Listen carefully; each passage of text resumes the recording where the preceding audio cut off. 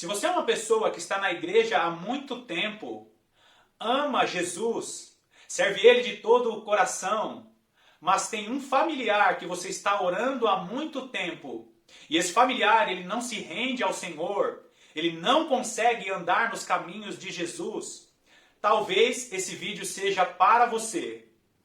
Pega a sua Bíblia, senta mais uma vez aí na cadeira ou no sofá e seja muito bem-vindo ao canal A Lâmpada para os Meus Pés. É muito bom ter você aqui comigo.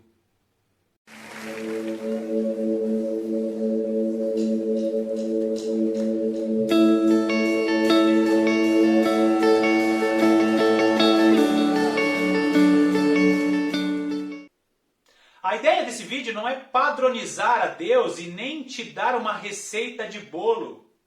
Afinal, o nosso Senhor é soberano em todas as situações e Ele vai agir na vida de cada um da maneira que Ele quiser.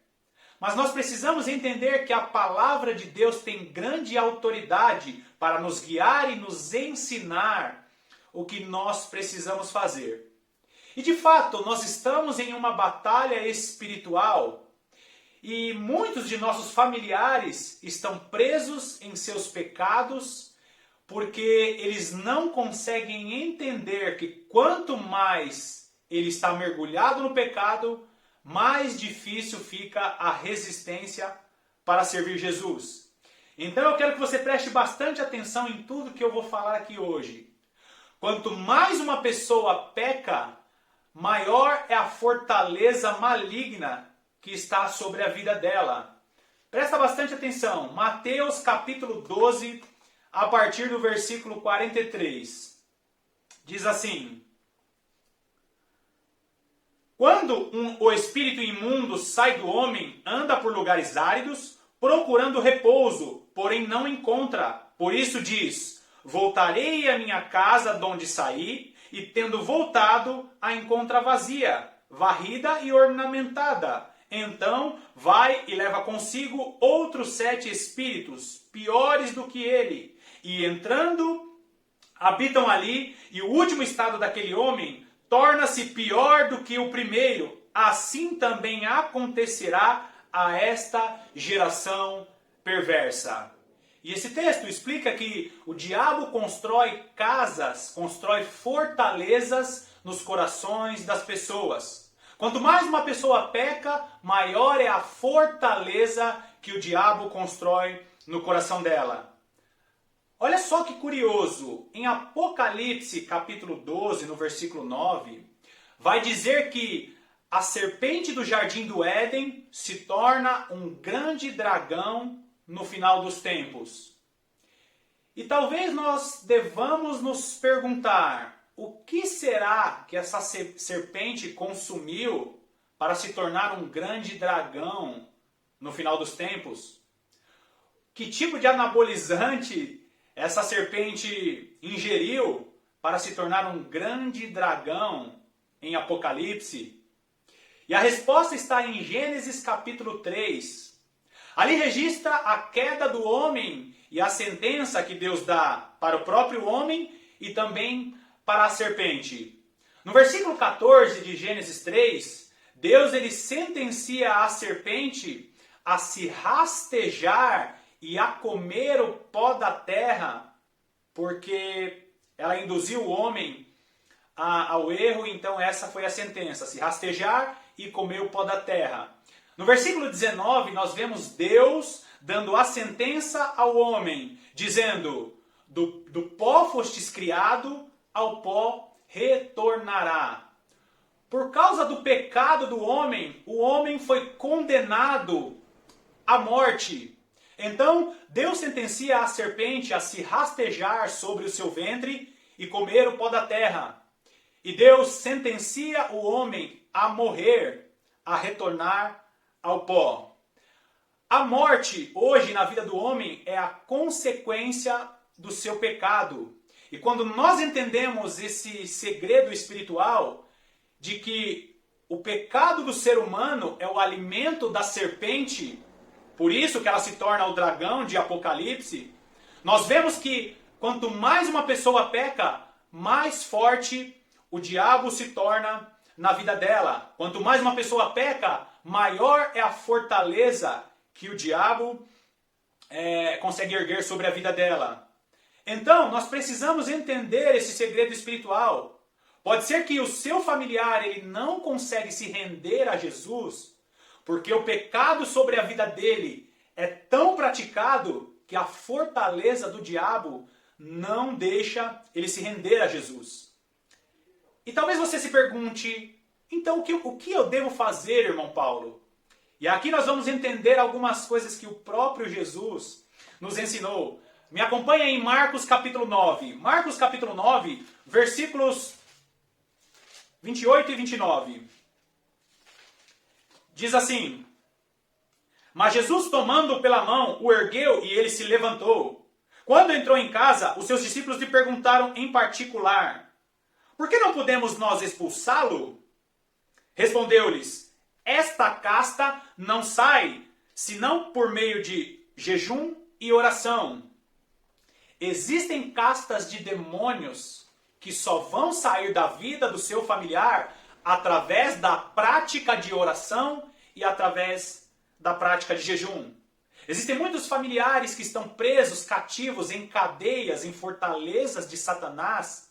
E essas pessoas só vão conseguir ser libertas através do jejum e da oração. Para que você entenda melhor, aqui Jesus está descendo do Monte da Transfiguração com 3 de seus discípulos. E lá no final do monte, tinham outros discípulos de Jesus tentando expulsar um espírito maligno. E eles não conseguem expulsar o espírito maligno. E ali Jesus repreende eles ali, dizendo que eles tinham pouca fé, e expulsa o espírito maligno. E depois os discípulos perguntam: Senhor, por que nós não conseguimos expulsar este espírito maligno? Então Jesus responde: existem castas de demônios que só conseguem ser expulsos por meio da oração e do jejum. Talvez a fortaleza que está sobre a vida do seu familiar seja necessário que você ore mais e jejue mais. E tem mais. Olha só o que diz 2 Coríntios capítulo 10. Acompanha comigo, 2 Coríntios capítulo 10. A partir do versículo 3 diz assim: olha que importante isso. Porque, embora andando na carne, não militamos segundo a carne. Porque as armas da nossa milícia não são carnais. As armas da nossa batalha não são carnais. E sim, poderosas em Deus para destruir fortalezas, anulando nós sofismas. E toda altivez que se levanta contra o conhecimento de Deus. E levando cativo todo pensamento à obediência de Cristo. E estando prontos para punir toda desobediência, uma vez completa a vossa submissão. E eu quero que você pense aqui no versículo 5 de 2 Coríntios 10. Está dizendo o quê? E levando cativo toda a obediência a Cristo. Todo pensamento só será levado à obediência a Cristo quando for completa a sua submissão. Assim como diz o versículo 6. Então nós precisamos entender. Iniciei dizendo que as armas da nossa milícia não são carnais, mas elas são poderosas em Deus. Então não adianta você ficar brigando com o seu familiar, dizendo para ele: vai orar você, vai buscar você. Eu sei que tem muitas pessoas que não querem deliberadamente servir ao Senhor. Existem pessoas que estão desviadas porque escolheram os prazeres deste século. Mas existem familiares que estão presos, cativos em fortalezas de Satanás. Existem familiares que estão presos em vícios. Existem familiares que estão presos em paixões. Fortalezas de Satanás que aprisionam as pessoas e impedem que elas sejam levadas à obediência de Cristo. Como eu falei, levando cativo todo pensamento à obediência de Cristo.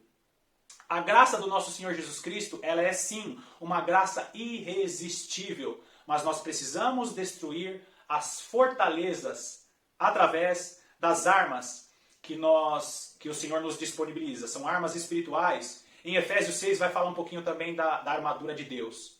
Existe outra maneira que você pode lutar pela vida do seu familiar, que é demonstrando um bom testemunho. 1 Pedro capítulo 3, Efésios capítulo 5, a partir do versículo 22, avançando o capítulo 6, vai nos mostrar a maneira que nós devemos nos comportar em relação aos nossos familiares, inclusive aqueles que não se renderam ao Senhor.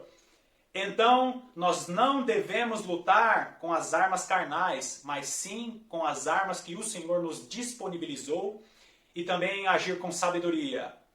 Tome bastante cuidado, porque provavelmente Deus tem um grande plano na vida dessa pessoa que você pensa que não tem mais jeito.